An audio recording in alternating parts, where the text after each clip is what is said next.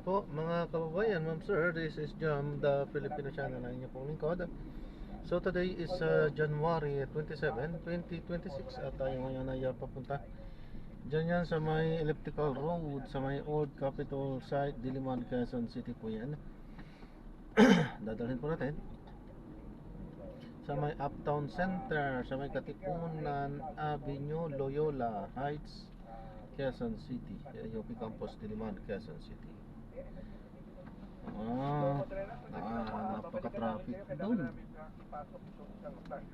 Okay po, so magbabalik po tayo mamaya konti po pag nakuha na po natin sila. Disclaimer lamang po ang content po natin ni Kalsata at hindi ang passenger. Kaya naman sakasakali man po na may marinig kayo mga pangalan ng lugar, pangalan ng tao, pangalan ng organization sa government of private man yan, ay wala pong kinalaman ng channel na ito at wala pong pinapatungkulan. Lahat po ng pinag-uusapan dito ay pabang dito lamang po yan sa loob at wala pong pinapatungkulan sa labas. Okay po, magbabalik po tayo mamaya konti pag nakuha na po natin sila. So tara, makinig tayo ng mga nagbabagong balita at mga talakayan habang tayo papunta doon sa ating pick-up area. Ay revertilen ang reklamo na inaay ng FBI ay may kaugnayan sa kasong Iraq at Roger. Yan ang balitang kumpirmado. Sigurado, ito ang Radio Patrol, Brad DCMM. Maraming salamat, Brad. DCMM, Radio Patrol,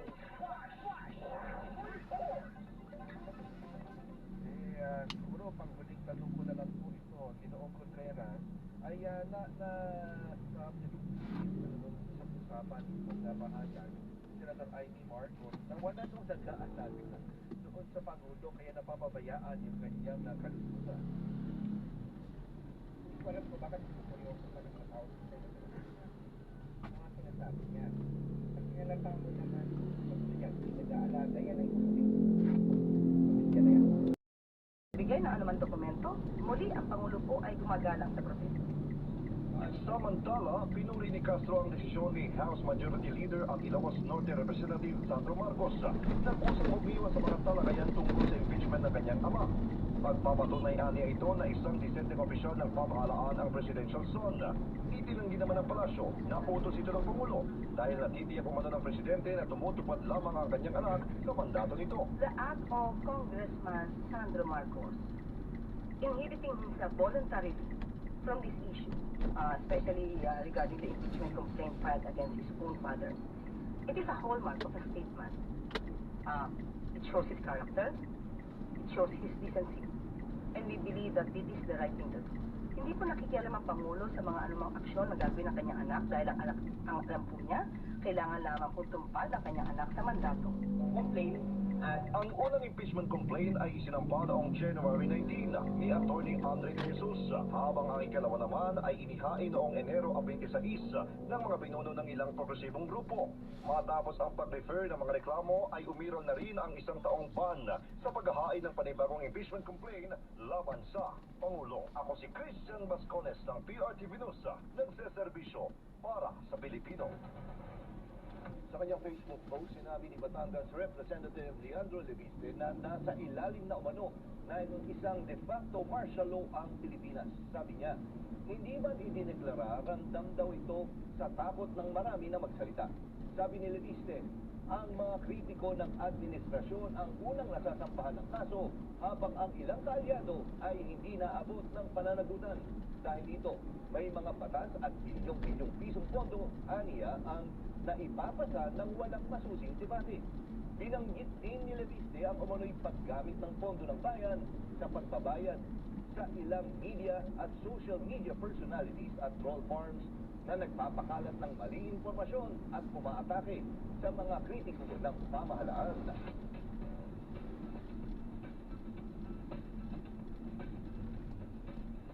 Sa pagkakataong ito, makakausap natin ang public interest lawyer, political analyst at blogger na si Attorney Jess Falsis. Magandang hapon po, Attorney Jess, at welcome po ulit sa Arangkada Balita. Good evening, Sir Jess and Mami Ngam, at good evening sa lahat ng mga nakikinig. Alright, Attorney, sabi kanina ni Congressman Leandro Leviste dun sa report, de facto raw na nasa ilalim tayo ng martial law ang bansa at sa legal na pananaw. Ano po ang tingin niyo dito sa kanyang sinabi? Posible po ba itong mangyari kahit walang formal na deklarasyon ng martial law? Well, that's ridiculous, no? From any standpoint, that is ridiculous. Una, walang seryosong human rights watchdog or mga martial law survivors that echo his sentiments. Siyang pinakaulang nagsasabi niya, and wala siyang basis. Kasi for him to say that, dapat siguro tumingin muna siya sa lente ng mga martial law survivors, yung mga tunay na biktima ng martial law noon, for him to be able to say that. And walang nagsasabi na gano'n. Lahat ng mga human rights watchdogs, of course, hindi pa din nawawala ang iilan ang mga ibang human rights violations kahit sa ilalim ni President Bongbong Marcos. And alam naman natin na yung tatay niya was incredibly accused and there were credible cases of torture, human rights violations, salvage, etc. Kaya nga meron tayong batas eh. May batas tayo on compensation for martial law victims. So, nung panahon na yun, documented na yun. Kung i-compare mo ngayon, ang de facto sa Check and Mamnia, ang ibig sabihin niya, merong martial law kahit hindi mo ideklara. Hindi legally nag-declare ng martial law ang isang presidente, pero kung sinasabing may de facto, parang yung epekto ng martial law, tsaka yung characteristics or nature ng martial law, nangyayari. Na tingnan natin ano ba ang characteristics and effects ng consequences ng martial law for him to be able to say that. Para bang nung panahon na yon, nasa silence ang mga kritiko, yun ang number one accusation niya. Of course not. You have Leandro Leviste himself, you have Kiko Balzaga, you have Toby Chanko, you have CDS bloggers, saying everything that they want to see. And we have to note, yung mga DDS bloggers, lahat na mga gusto nilang sabihin ng masasama. Ako, I am not a supporter of President Bongbong Marcos. Everybody knows that. I'm also anti-Marcos. But the DDS bloggers, the way they say it, yung accusations nila na, let's quote them, no, hindi to sa amin, bangag, yung mga iba pang grabe yung mga salita nila. Hindi ko na nga maulit kasi talagang grabe. They're allowed, they're free to say that, and nobody's filing cyber libel cases against them or inciting to sedition kung mga political opinions lang, like bangag, ganyan, kahit masasama pa yung mga salita. Kung ang sinasabi ni Leandro, dahil mayroong mga kinakaso sa kanya, di umano for his solar franchise, sariling pananagutan niya yun, ibang usapan yun. Hindi naman yun konektado sa issue ng mga revelations niya, quote-unquote, tungkol sa Cabral files. Hindi naman, wala naman kinalaman yun, independent yung kanyang anti-corruption crusade for DPWH. Doon sa pag-iimbestiga sa solar franchise niya, hindi siya pinapatahimik. He is being held accountable for his own violations, if ever may violations. And yun nga, attorney, siguro baka ituturo din niya yung nangyayari kay Congressman Barzaga. Pero kaya naman na din kinasuhan si Congressman Barzaga ay nagmalakis din naman. Diba, inakusahan niya yung businessman na si Enrique Razon. At pati sinabi niya yung mga ilang miyembro ng Kamara ay yun nga, yun parang tumanggap ng ano. Diba, I mean, meron talaga accountability eh. Hindi naman sila basta kinasuhan dahil kritiko sila. Tama po ba? Doon na tayo papunta. We have to compare, panahon ni Duterte, yung sinasabi niyang de facto martial law, mas may de facto martial law noon kasi yung mga kaso against De Lima, kaso against Trillanes, kaso against VP Lenny Robredo, like inciting to sedition, sinasabi ng mga human rights lawyers, sinasabi ng mga human rights watchdogs, at saka ng mga press freedom advocates, na yun ang de facto martial law kasi walang basihan, talagang kalokohan yung pag-cancel ng amnesty ni Trillanes, yung bogus drug cases na ngayon vindicated si Congresswoman Laila de Lima, at yung kay VP Lenny na wala namang inciting to sedition, walang basihan, pero kinasuhan lang kasi nga kailangan pagutin, kailangan patahimikin.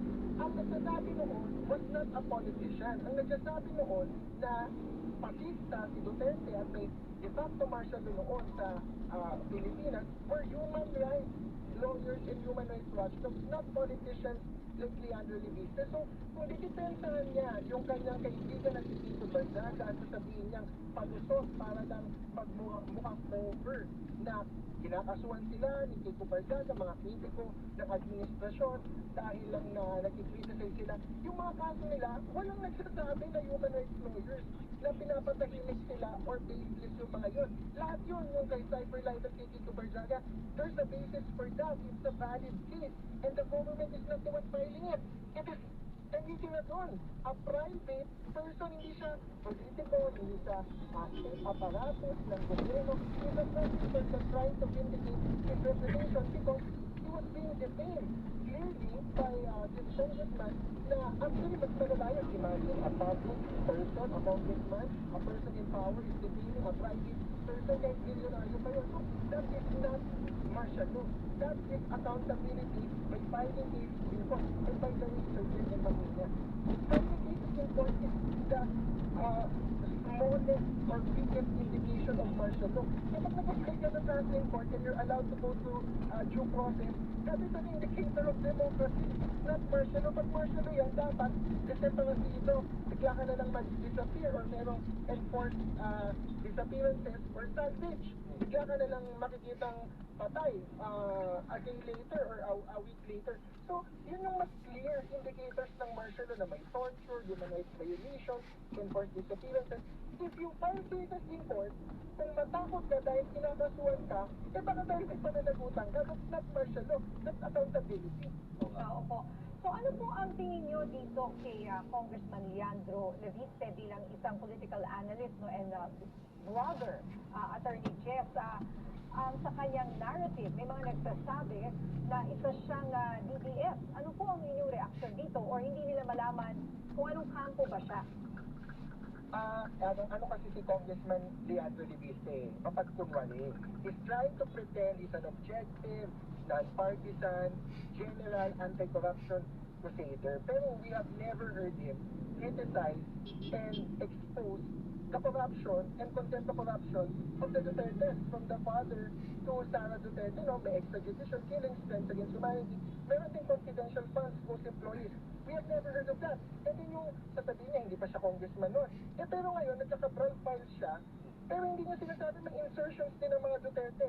On record, he has said the Dutertes have no budget insertions. And yet, when another media outlet, not your media outlet, exposed certain quote-unquote DPWH leaks, meron nakalagay doon, 1 billion insertion, Mayor Sara Duterte.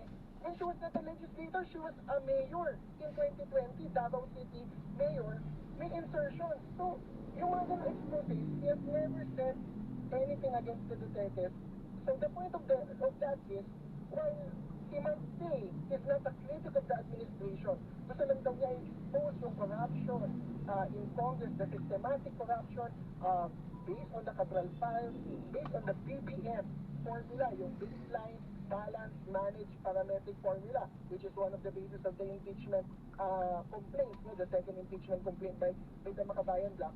What you can see there, he just doesn't want to admit his partisanship, his political biases, para nga mas maging credible siya. But any normal, reasonable person can see that he has not said anything about the Dutertes, and he has only revealed, quote-unquote, corruption under this administration, which is, it seems to be his goal is, for this administration to be replaced or to be removed. Because by saying de facto martial law, ini-imply niya, kailangan lumaban na yung tao sa gobyerno kasi de facto martial law. And by the way, ako as a private citizen myself, not as a political analyst, I would absolutely support defending democracy if there is a de facto martial law.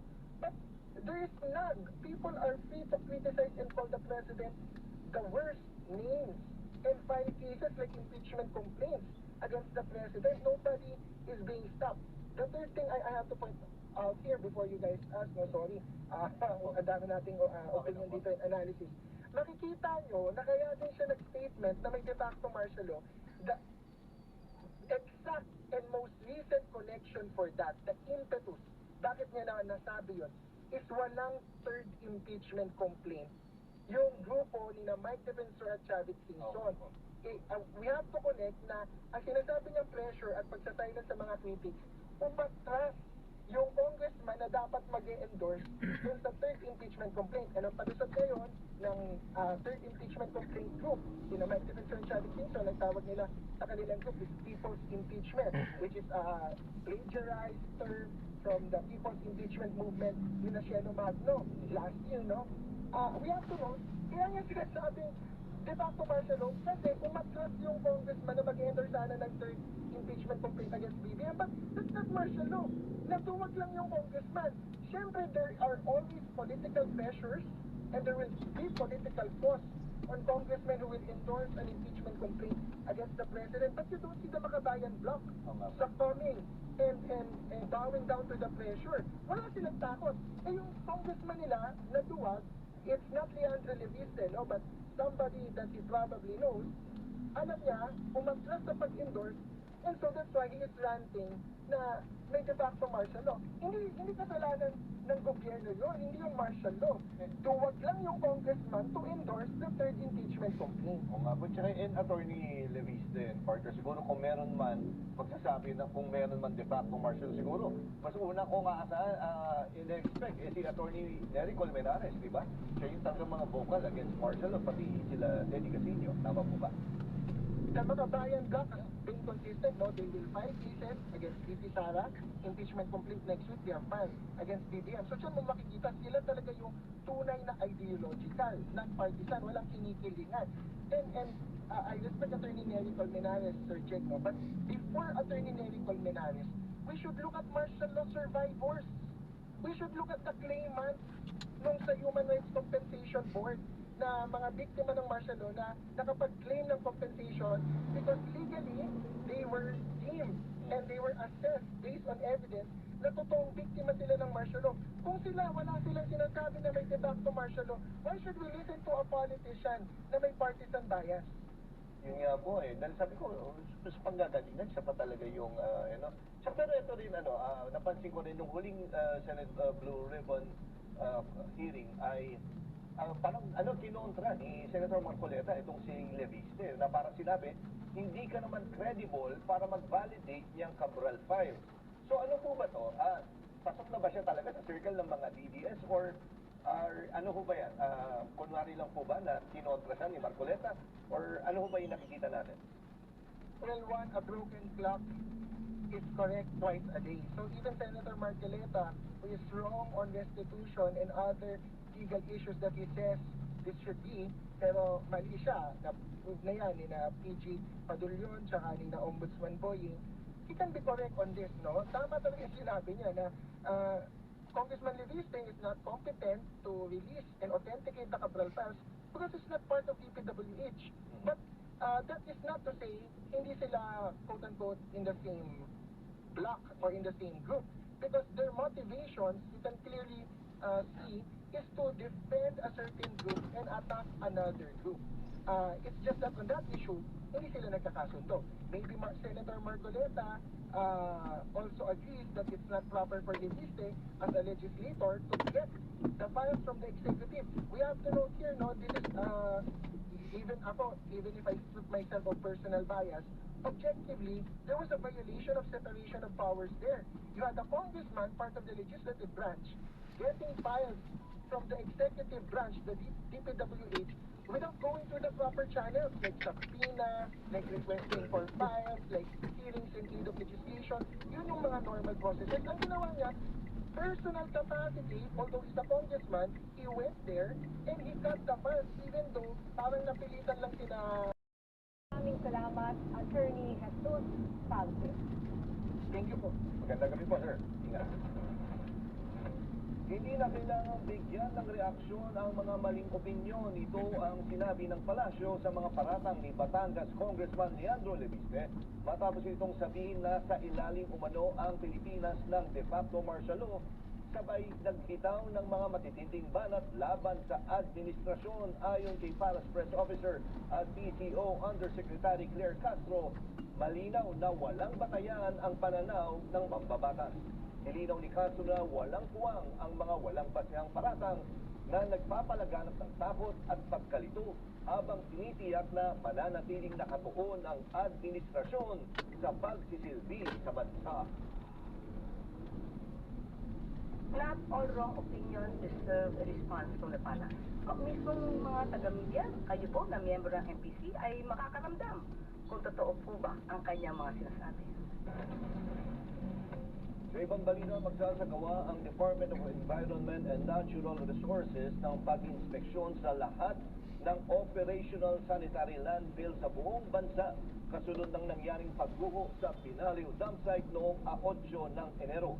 Ayon kay DENR Secretary Rafael Butilla, inatasan na niya ang lahat ng regional offices na tiyakin na may pagtupad sa safety protocols ang mga sanitary landfills at sumusunod sa environmental compliance certificates.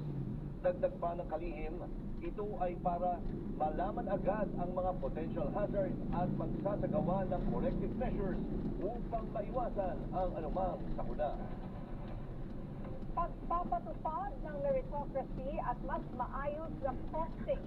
Ilan lamang yan sa mga pagbabago na nais ng Department of Public Works and Highways. Yan ang umaarangkadang balita ni Angela Babay. Matapos ang sunod-sunod na issue sa Department of Public Works and Highways, mas paiigtingin ni DPWH Secretary Jim Dizon ang mga sistema sa ahensya upang mabawasan ang korupsyon at mamabilis sa mga proyekto. Kabilang dito ang pakikipagtulungan sa pribadong sektor at civil society organizations para ayusin ang mga maling grid coordinates na dapat sa rin nagtuturo sa lokasyon ng mga flood control projects. Clearly, ginamit yung mga iba't ibang mga sistema ng DPWH para magtago mga kalokohang ginawa nila ng mga nakaraang taon natin, nakaraang dekada na. So, kailangan natin i-insulate yung mga sistema from human manipulation and human intervention. Bukod sa flood control, prioridad din bago matapos ang termino ni Pangulong Ferdinand R. Marcos Jr. ang pagsasaayos sa iba pang infrastruktura. Ngayon, hindi kang flood control projects ang ano eh. So, ang daming mga problema ng mga proyekto sa DPWH. Nakita naman natin, maraming mga nakatenggang mga tulay, nakatenggang mga kalye. Susunod na bibisitahin ng ahensya ang mga proyekto sa Mindanao at Cebu at muling inspeksyonin ng bahagi ng Maharlika Highway mula Bicol hanggang Visayas. Isinaayos na rin ang kalihim ang costing ng mga proyekto para hindi ito basta-basta malagyan ng mga insertion.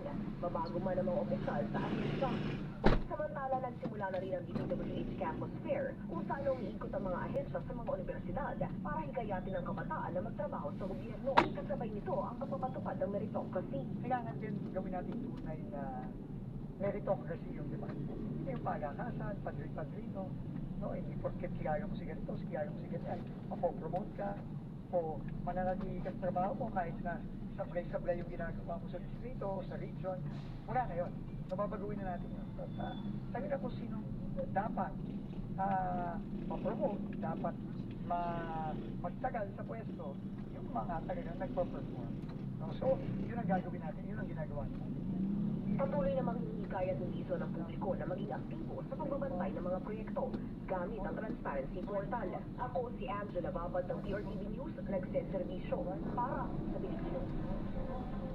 Sa aming pagbabalik, dating Pangulong Rodrigo Duterte may kakayahang lumahok sa free trial proceeding sa ICC. Ayan, na-drop na natin sila. Maraming salamat po. God bless.